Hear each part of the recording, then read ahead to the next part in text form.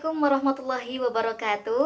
Perkenalkan, saya Alvina Izati Agus Nulandari, mahasiswi semester 3 Program Studi Manajemen Haji dan Umroh Fakultas Dakwah dan Komunikasi. Di sini saya akan menjawab beberapa pertanyaan untuk tugas ujian akhir semester yang diberikan oleh Ibu Dr. Umi Halwati SOC MAG selaku pengampu kita di matkul dakwah antar budaya. Pertanyaan pertama terkait strategi dakwah antar budaya dan karakteristiknya. Kalau kita melihat dari buku yang ditulis oleh Bapak Kiai Haji Mukhlis Aliuddin, dalam bukunya beliau menyebutkan bahwasanya strategi dakwah antar budaya itu ada dua. Yang pertama, membekali diri dengan berbagai kompetensi, pengetahuan dan wawasan yang bisa menopang dakwah antar budaya. Jadi dai itu benar-benar matang dan tahu tentang materi yang akan disampaikan kepada mad'unya. Yang selanjutnya yaitu strategi dakwah yang berkaitan dengan orang lain atau lembaga yang ada kaitannya dengan dakwah atau aktivitas dakwah. Jadi dai berkolaborasi dengan orang lain, kolaborasi yang bisa menambah wawasannya, kreativitasnya, sehingga jangkauan dakwah itu menjadi lebih luas. Dan dengan adanya kolaborasi ini, jadi kreativitas dai itu semakin muncul. Oh, nanti kira-kira bakal seperti ini dan seperti ini.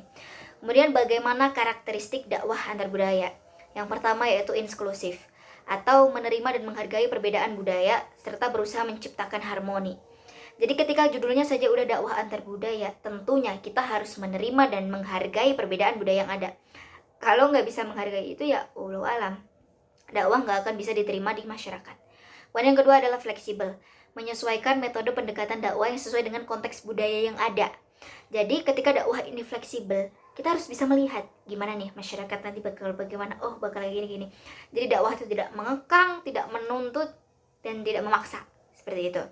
Kemudian partisipatif, itu melibatkan masyarakat dalam proses dakwah sehingga mereka merasa memiliki dan berkontribusi. Ketika masyarakat dilibatkan tentunya dalam proses dakwah itu semuanya akan terjadi keterlibatan. Jadi yang disampaikan, oh aku dilibatkan loh, aku diikutkan, jadi oh ternyata ini toh dakwah, bakal ada kesan-kesan seperti itu. Kemudian berbasis kearifan lokal, namanya saja dakwah antar budaya. Jadi memanfaatkan kearifan lokal dan tradisi masyarakat yang ada. Ketika kearifan lokal dan tradisi masyarakat yang ada itu bisa disisipi dengan nilai-nilai dakwah, maka dakwah di situ tentunya akan diterima oleh masyarakat dengan baik. Kemudian yang kita ketahui seperti Wali Songo. Gimana ya kira-kira Wali Songo dalam dakwahnya?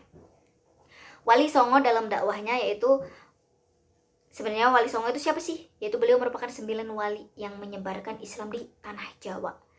Dikenal dengan pendekatan dakwahnya yang sangat adaptif dan juga kontekstual, seperti itu. Kemudian pendekatan bagaimana yang beliau lakukan dalam dakwahnya yaitu pendekatan budaya. Contohnya dalam menggunakan wayang kulit dan gamelan. Kemudian tentang pendidikan dan pengajaran, seperti adanya pendidikan pesantren yang masih eksis sampai saat ini, itu merupakan output produk dakwahnya Wali Songo. Kemudian dialog dan diskusi. Jadi Wali Songo itu dalam dakwahnya tidak hanya saklek dengan penyampaian beliau saja, tetapi mendengarkan bagaimana keluh kesah masyarakat, bagaimana tanggapan masyarakat terhadap keajaran ilmu keislaman yang ada, seperti itu. Kemudian contoh teladan. Jadi beliau tidak hanya menjadi penyebar Islam saja, tetapi menjadi contoh teladan juga bagi masyarakat yang ada. Jadi bisa dilihat, oh ini loh yang menyebarkan dakwah buat saya, jadi saya bisa menyontoh beliau. Kemudian penggunaan simbol dan ritual. Simbol dan ritual yang ada di budaya Jawa itu tidak dihilangkan, tetapi diasimilasikan dengan nilai-nilai keislaman yang ada, sehingga tradisi yang ada tetap ada, simbol-simbol dan ritual itu tetap ada, tapi diganti dengan nilai-nilai keislaman. Kemudian menyebarkannya melalui keluarga dan komunikasi efektif. Jadi tidak hanya masyarakat luas, tapi kalangan-kalangan kecil-kecil itu bisa terjamah oleh Wali Songo terhadap dakwah-dakwahnya. Kerennya beliau itu di situ. Jadi masyarakat Jawa itu bisa menerima dengan sepenuh hati dakwah yang dibawa oleh Wali Songo. Seperti itu. Kemudian hambatan dan tantangan dakwah antar budaya. Tentunya dakwah itu memiliki hambatan dan tantangannya tersendiri. Yang pertama, terkait hambatan dakwah antar budaya apa saja sih? 1. Perbedaan budaya. Setiap budaya memiliki norma, memiliki nilai, memiliki tradisi yang berbeda. Perbedaan ini dapat menyebabkan kesalahpahaman atau penolakan terhadap pesan dakwah jika perbedaan budaya ini tidak ditanggapi dengan serius. Kemudian yang kedua, stereotip dan prasangka. Stereotip negatif tentang agama atau budaya tertentu dapat menghalangi komunikasi yang efektif. Prasangka ini sering muncul dari ketidaktahuan dan atau pengalaman buruk di masa lalu. Jadi, stereotip dan prasangka masyarakat kita tidak bisa mengontrolnya, namun kita bisa memberikan. Sebenarnya dakwah tuh nggak kayak gitu loh. Kemudian bahasa. Perbedaan bahasa dapat menjadi hambatan besar. Karena apa? Kalau kita nggak paham bahasa, gimana kita mau memahami? Jadi, dalam penyampaian pesan dakwah, komunikasi yang baik, bahasa yang baik, gimana kira-kira masyarakat tuh harus paham dengan apa yang kita sampaikan? Apakah kita harus belajar bahasanya? Atau kita menggunakan bahasa persatuan kita, itu bahasa Indonesia. Kemudian keterbatasan sumber daya. Keterbatasan dalam sumber daya seperti dana, tenaga, waktu itu juga menjadi hambatan tersendiri kalau itu semua nggak ada dalam pelaksanaan program dakwah yang efektif. Kemudian resistensi dari masyarakat. Masyarakat yang sudah memiliki keyakinan terhadap budayanya yang kuat mungkin sedikit tidak bisa dicongkel karena mereka sudah terdoktrin dengan budayanya mereka masing-masing. Jadi gimana caranya dakwah antar budaya ini hadir untuk menjembatani itu semua. Tantangan, membangun dialog yang konstruktif, menciptakan ruang untuk dialog dan terbuka, saling menghormati berbagai budaya. Jadi kita tidak ada mengejudge A, B, C, D, nggak ada. Jadi kita lebih ke tengah-tengah, gimana agama ini bisa menjadi jembatan dan komunikasi ini jadi saling bisa mendengarkan seperti itu. Kemudian menjaga keaslian ajaran, dimana untuk beradaptasi dengan budaya lokal, ada resiko bahwa ajaran Islam ini dapat terdistorsi atau kehilangan esensinya. Tapi tugas kita di situ untuk gimana caranya dakwah ini tetap Islam itu tetap pada nilainya, nggak bergeser walaupun diasimilasikan dengan budaya. Kemudian menghadapi isu sosial dan politik. Isu-isu sosial dan politik seperti diskriminasi, ketidakadilan, dan konflik antara agama dapat memengaruhi penerimaan dakwah. Jadi dakwah harus mampu menjawab tantangan ini dengan cara yang konstruktif. Gimana isu-isu ini dapat dijawab dengan dakwah, seperti itu. Kemudian pendidikan dan kesadaran. Semakin tingkat pendidikan orang itu berbeda-beda, maka semakin berbeda pula cara mereka menangkap pesan-pesan dakwah yang ada. Nah, ini gimana caranya dakwah itu bisa tersampaikan ke berbagai multi masyarakat yang ada gitu. Macam-macamnya masyarakat, dakwah ini tetap bisa masuk. Kemudian menghadapi teknologi dan media sosial. Kalau kita tahu teknologi sekarang, media sosial sekarang, segala informasi dapat berkembang dengan cepat. Sehingga kalau kita nggak bisa bijak, dakwah ini tidak bisa menyikapi akan hal itu, tidak bisa membaca hal itu, dai juga tidak bisa memanfaatkan hal itu semua, maka kita akan bergeser oleh nilai-nilai teknologi dan media sosial saat ini. Seperti itu. Tantangan bagaimana seni itu digunakan untuk berdakwah. Gimana sih cara kita menggunakan seni untuk berdakwah? Contohnya, saat ini kayak Banjari, Habsyi, itu kan semuanya seni.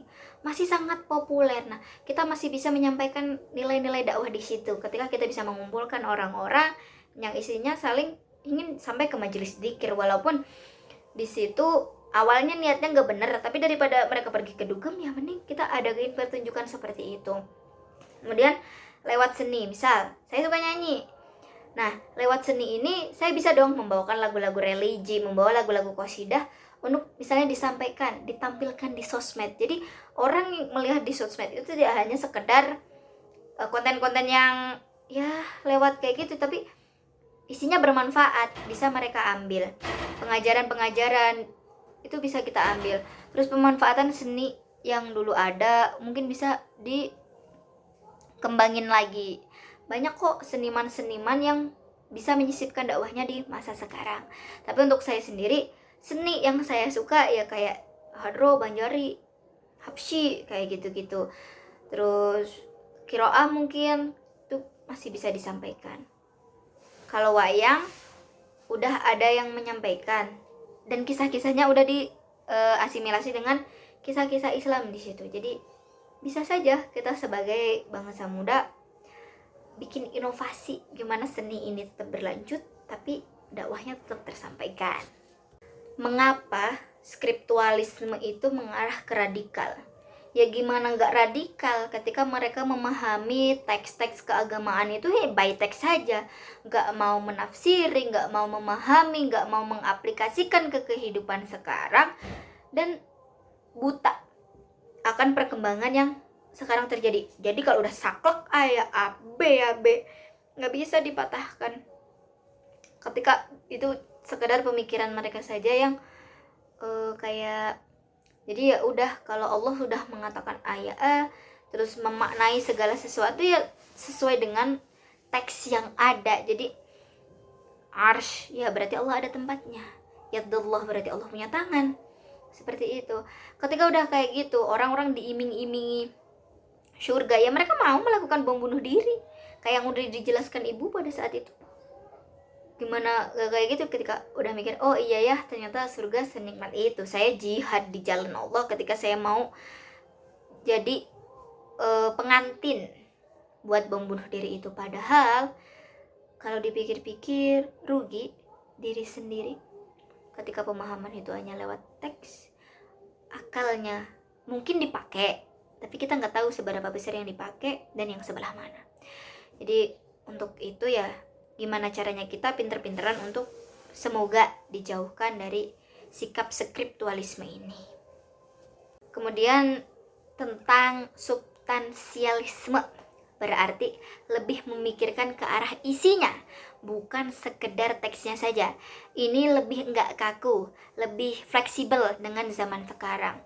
Kan hadis Nabi juga, didiklah anakmu sesuai zamannya, karena mereka hidup pada zaman mereka, bukan pada zamanmu.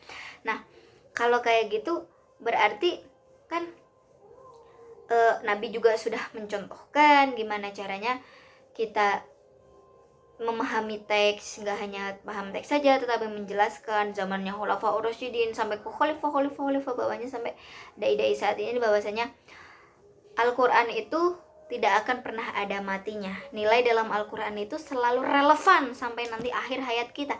Sampai hari kiamat nilai Al-Quran itu tetap relevan. Asalkan kita mikir tentang substansinya. Gimana sekarang yang ada? Kan ilmu kias dan segala-gala itu ada untuk memudahkan kita sekarang. Allah tidak akan menyulitkan hambanya ketika kita mau memahami, mau mempelajari tentang substansi dari Islam yang sebenarnya itu apa. Pada itu. Kalau substansinya kita paham, maka kita lebih moderat, maka kita lebih nasionalisme juga lebih dijunjung tinggi. Berbeda dengan skriptualisme yang bahkan ingin mendirikan negara khilafah. Karena apa? Karena Pancasila itu bid'ah, Pancasila itu tidak benar, yang benar hanyalah Al-Quran dan hadis. Sedangkan substansialisme, ketika kita ulil amrinya ke siapa, pemimpin kita saat ini siapa, ya udah bakal hidup tuh akan dijalani lebih enak, lebih enjoy, seperti itu. Jadi manusianya nggak kaku. Kemudian yang terakhir terkait bentuk-bentuk budaya bernuansa dakwah. Banyak sekali sebenarnya bentuk-bentuk budaya bernuansa dakwah yang ada di Indonesia. Karena sekarang saya lagi di Sunda ya, jadi di Sunda tuh ada yang namanya munggahan. Itu tradisi memasuki bulan Ramadan. Isinya apa? Makan. Kalau di rumah saya di Jawa Timur, lebihnya di Kediri, itu namanya megengan. Jadi setiap rumah akan ngadain kenduri atau kenduren kita nyebutnya untuk menyambut Ramadan ini. Jadi nggak hanya ngumpul bareng-bareng, tapi setiap rumah ada. Kemudian halal bihalal selesai Idul Fitri. Kemudian ada bodo kupat, bakso kupat, yaitu kita makan ketupat sama-sama. Kalau di rumah saya nanti hari ke-8 atau hari ke-7 Idul Fitri itu keluar sama-sama, masih bertemu dengan orang banyak, saling berbagi kebahagiaan lewat ketupat. Jadi di situ ada nilai, bahkan orang yang tidak kenal pun lewat kita panggil untuk makan. Jadi di situ ada berbagi kebahagiaan, sodakohnya dijelaskan di situ. Banyak di Jawa Tengah juga berbagai macam budaya yang biasanya di keraton, gerbek maulid, kayak gitu-gitu masih banyak. Sebenarnya itu budaya, tapi disisipin nilai dakwah. Karena ada apa? Ya gitu, saling silaturahmi, berbagi kebahagiaan, saling berbagi satu sama lain. Tidak ada yang tinggi, tidak ada yang rendah. Jadi tidak ada saling iri dengki, tidak ada. Tapi semuanya saling berkontribusi, Terus apa kontribusi saya dalam bentuk budaya bernuansa dakwah ini? Ya, tugas kita tinggal melestarikan saja. Gimana budaya ini enggak hilang, gimana budaya sungkeman ketika saat Idul Fitri itu tetap ada. Ketika budaya saya, kalau di Jawa kita mau pergi kemanapun pamit sama orang tua, sungkem. Begitupun sampai saat ini saya masih melakukan itu. Ketika saya mau berangkat ke Bandung ya, sungkem sama orang tua, izin mau berangkat. Terus budaya-budaya itu mungkin ada inovasi-inovasi baru terhadap budaya, tapi nilai-nilai keislamannya juga tidak hilang. Jadi bagaimana kita modern boleh, tapi budayanya jangan ditinggal selagi budaya itu baik dan positif. Mungkin itu yang dapat saya jadikan jawaban terkait tugas ujian akhir semester kali ini. Semoga ilmu yang saya dapatkan selama 1 semester dapat bermanfaat, dan juga terima kasih banyak-banyak saya ucapkan kepada Ibu Dr. Umi Halwati SOC MAG selaku dosen saya selama 1 semester ini, yang cukup banyak memberikan saya inspirasi. Oh, ternyata saya juga bisa berdaya, saya juga bisa berdakwah dengan bagaimana caranya saya, tinggal kreativitas saya nanti bagaimana. Terima kasih Ibu, mungkin itu jawaban dari saya. Kurang lebihnya mohon maaf. Saya Alvina Izati Agustin Landari, mohon pamit undur diri. Wassalamualaikum warahmatullahi wabarakatuh.